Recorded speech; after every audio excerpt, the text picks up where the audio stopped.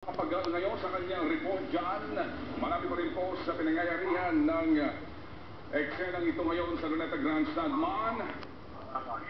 Kausap natin si Senior Superintendent Nelson Yabut, siya yung mismong leader ng assault team at sinasabi niya nga sa initial na nung makita niya yung loob ng bus ay tila wala na raw buhay sa loob dahil tila hininera daw o inipon sa isang lugar sa may bintana, Mendoza yung mga hostages saka pinagbabaril. But ayon pa kay Yabut ay patuloy pa rin nilang papasukin yung bus at target pa nila yung pintuan nito at tinitingnan lamang nila kasi baka may granada nga ito dala si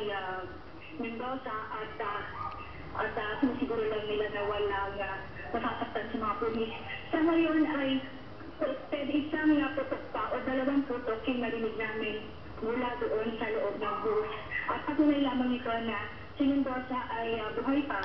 at nakikipagpalitan pa siya ng putok. Yung sitwasyon naman dito, Ted, sa ating sampu na mga kasamahan natin sa media, eto habang nakaantabay, habang nakarol yung mga camera nila, ay